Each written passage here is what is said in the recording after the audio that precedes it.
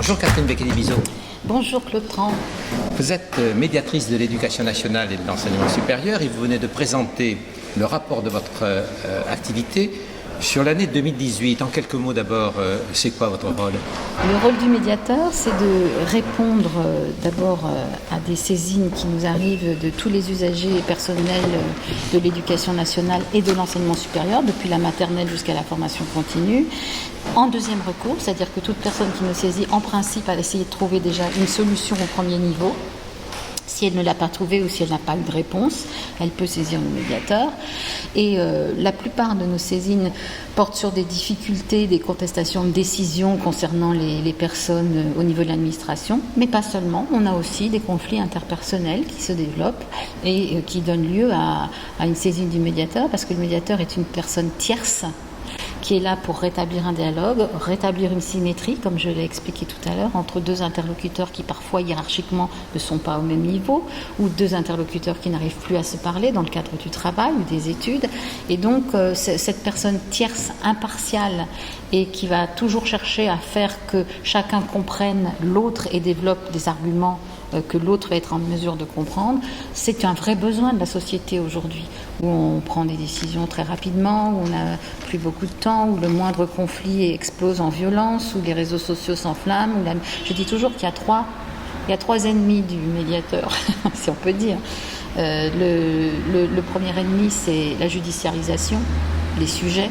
Et c'est vrai que même les juges et les tribunaux administratifs eux-mêmes disent qu'ils sont saturés et qu'il y a beaucoup de choses qui pourraient se régler en amont entre personnes intelligentes. Le deuxième ennemi, c'est la médiatisation. Pardonnez-moi pour les médias, c'est pas forcément la faute des journalistes, mais aujourd'hui, on le sait, avec en particulier les réseaux sociaux, les choses s'enflamment très vite, et quand elles ont été cristallisées et qu'elles donnent lieu à des polémiques, on n'est plus sur le cœur du sujet. Et le troisième ennemi, je l'ai dit à propos des personnes en situation de handicap, c'est la médicalisation. Parfois, l'administration, disons, délègue ou se défausse sur le médecin. C'est plus facile de dire c'est le médecin qui a décidé, et finalement nos responsabilités éducatives, pédagogiques, on les met un peu de côté. C'est plus facile comme ça. C'est pour ça que sur tous les sujets qu'on a traités cette année, mais même les années précédentes, on va toujours dans le sens de démarches avec un regard pluriel, des regards croisés, avec des compétences de différents milieux, pédagogiques, éducatifs, médicaux, etc. Donc, vision plurielle de la personne, de l'individu, et aussi prise en charge systémique des problèmes, c'est-à-dire bien anticiper, pouvoir les corriger en cours de route, et avoir une vraie démarche de design de service, c'est-à-dire d'amélioration du service en prenant en compte le besoin de l'utilisateur. Alors, 14 600 saisines en 2018, je ne vais pas vous demander de me réciter l'ensemble de tous les chiffres que vous avez donnés, de toute façon, c'est pas l'objectif. Je ne pourrais pas le faire parce qu'ils sont nombreux et complexes. Tout à fait, mais si vous aviez à choisir quelques éléments parmi ces chiffres, quels sont ceux qui, pour vous, sont assez marquants de cette année 2018 ? Il y a une certaine stabilité sur les chiffres. D'abord, que sont toujours le plus grand nombre de saisines proviennent des usagers, c'est-à-dire les élèves, les familles, les étudiants. Et les personnels qui à l'origine étaient plus nombreux, il y a 20 ans quand la médiation a été créée, de moins en moins font appel aux médiateurs. De moins en moins en nombre relatif. C'est un quart de nos saisines, pas en nombre absolu, parce qu'en nombre absolu ça augmente. Bien sûr. Alors maintenant, dans les domaines de saisine, pour ce qui est des usagers, les premiers sujets de saisine, ce sont toutes les questions d'affectation, orientation, inscription. Ça, c'est vraiment... pourquoi ? Parce qu'on a des procédures administratives qui, pour 1000 raisons, peuvent mal se passer et mécontenter les familles. Je l'ai dit tout à l'heure, derrière les saisines, il peut y avoir des mini-drames humains, mais qui sont quand même des vrais drames humains, qui renvoient à des lenteurs, à des lourdeurs administratives. Le système d'inscription ou les systèmes d'affectation en particulier, c'est souvent très difficile. Quand un enfant est affecté dans une école et que son petit frère, qui a besoin de sa grande sœur, est affecté à une école à l'opposé, au collège à l'opposé, et que la famille est modeste et n'a pas les moyens de payer quelqu'un pour les emmener à l'école, c'est un vrai problème familial. On a des cas de déscolarisation à cause de ça, vous voyez. Donc nous, on intervient sur des choses comme ça, mais il y a aussi l'orientation, AFELNet, Parcoursup, en fait tous ces sujets qui sont très présents. Ça, c'est le premier sujet de saisine des usagers. Il y a aussi beaucoup de saisines qui concernent la vie scolaire et universitaire. Alors ça va des problèmes de discipline et de sanctions, d'application de sanctions, le dialogue contradictoire qui n'a pas été respecté, le fait que les sanctions arrivent sans que les parents en aient été avertis, l'incompréhension, l'impossibilité de se défendre ou d'exprimer la situation. C'est-à-dire ce temps qui manque, moi je crois que c'est à l'origine de beaucoup de saisines, ce temps qui manque, qui devrait être consacré à l'écoute des individus, que chacun puisse dire ce qu'il a à dire et mieux comprendre ce que l'autre a à dire. C'est ce temps qui nous manque, plus que ces lieux. Il y a des instances, il y a des lieux, mais ces lieux ne sont pas investis suffisamment et on manque de temps pour mieux se connaître, mieux se comprendre. Ça se fait au niveau interpersonnel, mais c'est la même chose entre les personnes et l'administration. Alors, vous avez retenu 2 grands thèmes dans votre rapport sur lesquels vous avez insisté dans cette présentation, la question des personnels en situation de handicap. Mais moi, je voudrais qu'on centre notre réflexion et les questions sur la dématérialisation des démarches administratives. La dématérialisation de ces démarches, c'est une déshumanisation ? Je ne vais pas vous dire ça. D'abord, je ne le pense pas. Les démarches sont dématérialisées, ça veut dire qu'en fait, les formulaires et les protocoles sont dématérialisés, oui, numérisés. Mais c'est tout ce qu'il y a autour qui est déshumanisé. C'est-à-dire que la dématérialisation n'implique pas forcément une déshumanisation. Au contraire, c'est exactement comme dans l'enseignement, vous savez. Vous vous souvenez que je me suis occupée de ces choses-là à une époque. Dans l'enseignement, le numérique n'a pas remplacé le professeur. On n'a jamais eu autant besoin du professeur qu'à partir du moment où on a des ressources numériques et des contenus numériques et des applications qui se développent.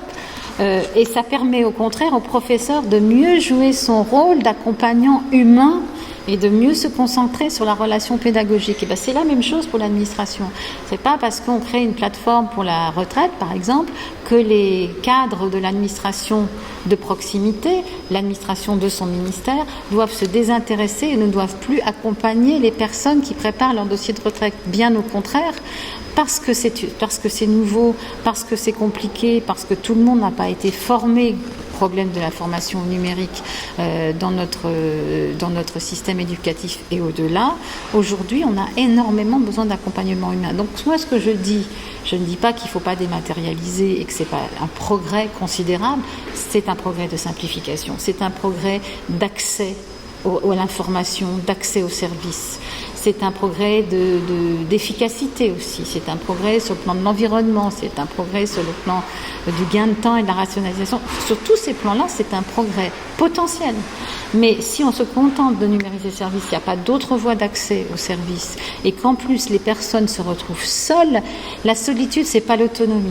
L'autonomie, ça se construit. C'est pour ça que j'ai appelé un de mes chapitres « Redonner le pouvoir d'agir et de choisir ». Mais alors, vos recommandations, quelles sont-elles pour justement... Elles sont multiples, il faut lire mon rapport. Oui, justement. Mais il n'est pas très cher puisqu'il ne coûte rien. Non, mais puisque... Et qu'il est en ligne. Mais ceux qui vont vous entendre dans cette interview aimeraient bien peut-être que vous nous donniez quelques grandes lignes des propositions que vous faites. Parce que vous parlez de risque de création de véritables difficultés génératrices d'exclusion et d'inégalité. Mais ce sont des mots très forts. C'est très fort parce que je pense que les personnes qui sont déjà éloignées... Alors, il y a 2 temps. Il y a le premier temps où on leur tient la main. Mais ça ne suffit pas de tenir la main. Il faut, au bout d'un moment, leur donner les moyens de leur autonomie. Alors, ça peut être matériel, avec, on sait, tous les problèmes de connectivité, de haut débit, les déserts numériques. Bon, ça, c'est vraiment le premier niveau. Mais il y a aussi le problème de l'éloignement culturel. C'est-à-dire que ça les met face à face avec un langage administratif qui a toujours existé, mais qui aujourd'hui devant lequel ils sont seuls aujourd'hui pour s'en sortir. Donc ça accentue la solitude, donc ça accentue l'exclusion. On le sait pour les demandeurs d'emploi, mais c'est la même chose. C'est la même chose. J'ai donné un exemple, par exemple, qui m'a paru très frappant. C'est que pendant plusieurs années, on a eu des jeunes femmes, parce que c'était toujours des femmes, qui étaient déjà assistantes maternelles et qui devaient passer pour avoir leur agrément le CAP petite enfance. Ces femmes, souvent, elles n'ont pas d'ordinateur ou elles prennent le mail d'une copine pour faire leur inscription, elles ne connaissent pas tous les rouages. Il y a un formulaire d'inscription dans un premier temps, et puis elles ne voient pas que c'est un formulaire de préinscription. Rien que ça. Que préinscription, ça ne veut pas dire inscription. Elles ont un accusé de réception, elles croient qu'elles sont inscrites. Un mois avant leur examen, alors qu'elles croient être inscrites, on leur dit « Madame, vous n'avez pas répondu au courrier, il nous manque des pièces et vous n'avez pas confirmé votre inscription, vous ne pouvez pas passer l'examen. » Elles ont investi, certaines ont emprunté, d'autres ont arrêté de travailler pour préparer leur CAP. Et au dernier moment, vous voyez ce que ça veut dire. Et ça fait 3 ans que j'essaie de faire modifier le titre de ce formulaire en ligne. Et qu'on me dit, ah ben non, c'est compliqué parce qu'on va changer d'application, alors on va faire ces changements. Bon, alors, est-ce que c'est un problème d'informatique, à votre avis, ou c'est pas plutôt un problème de réflexion systémique sur ce qu'implique, quelles sont les conséquences du numérique. Donc nos propositions, elles vont dans ce sens-là. Bon, parce que même les gestionnaires, ils ne savent pas eux-mêmes comment expliquer à l'utilisateur. Les gestionnaires sont en difficulté eux-mêmes. On a dépossédé le gestionnaire d'un certain nombre de responsabilités qu'il avait avant. Alors ça lui allège peut-être son service, mais ça crée des dysfonctionnements. Et parmi les préconisations qu'on a faites, donc pour le premier niveau, on a parlé d'ouvrir dans des lieux du système éducatif, dans des établissements, des espèces de maisons de services au public pour accompagner et former les utilisateurs. Ça, c'est le premier niveau. Au deuxième niveau, on pense qu'il faut vraiment avoir des comités d'usagers, des comités d'utilisateurs, travailler avec les utilisateurs en co-design, en design de service, pouvoir avoir des commissions ou des lieux de recours qui permettent à quelqu'un qui est bloqué de faire valoir son droit à l'erreur, de faire valoir sa difficulté, et puis aussi de corriger l'application, parce que les applications, elles font elles-mêmes des erreurs. Il ne faut pas croire que parce que c'est un algorithme, c'est rigoureux et précis. L'algorithme peut se tromper. Alors justement, parlons d'algorithmes, parce que vous posez aussi la question des algorithmes. Ah oui. Mais l'algorithme peut se tromper, et c'est pas l'algorithme, c'est ironique, hein, vous avez compris. C'est ce que croient les gens, que c'est l'algorithme qui s'est trompé et qu'il y a eu un bug. Oui, c'est vrai, ça arrive parfois, mais c'est simplement parce que le paramétrage n'a pas été fait de manière à traduire clairement les critères de décision qui sont posés par le politique. C'est le politique qui décide, qui définit les critères de choix, qui définit la hiérarchie des critères, alors que ce soit pour l'affectation dans un établissement, que ce soit pour la mobilité, le mouvement dans une autre académie, etc. etc. Pour toutes ces opérations de gestion, le politique, la loi en fait, définit des cadres et des critères que les algorithmes sont censés mettre en œuvre. Or, il y a une distance parce que parfois, on arrive à des effets pervers, ce que j'appelle des biais. Si derrière, on n'a pas des gens au bon niveau capables d'anticiper ce problème et de le corriger quand ça arrive, ça désorganise l'ensemble. Et ce n'est pas uniquement les algorithmes. J'ai dit tout à l'heure que le numérique, ça déclenche, ça révèle, ça nous oblige à plus de rigueur, à plus de clarté, à plus de lisibilité à tous les niveaux, clarté dans le cadrage juridique, clarté dans la manière de présenter les choses, de les formuler, de les expliciter, beaucoup plus de rigueur aussi. Et puis deuxièmement, le numérique, ça amplifie les phénomènes, c'est-à-dire ce qui est arrivé parfois localement par accident et qui pouvait se corriger. Là, c'est dans des proportions démultipliées par le phénomène numérique. C'est ça qui est dangereux. Et donc, je pense que tout le monde doit être formé à ces enjeux-là et tout le monde doit être conscient de ces difficultés-là. Et puis surtout, le dernier point, dans mes recommandations, j'ai dit qu'il faut faire attention à la dilution des responsabilités. Parce que quand ça ne marche pas, c'est toujours soit la faute de l'informaticien ou l'informaticien qui dit « moi, on ne m'a pas dit ça, on ne m'a pas dit que je devais faire comme ça, donc j'attends le texte officiel ». qui va me permettre de rentrer dans mon cahier des charges des éléments nouveaux, des paramètres nouveaux pour mon algorithme.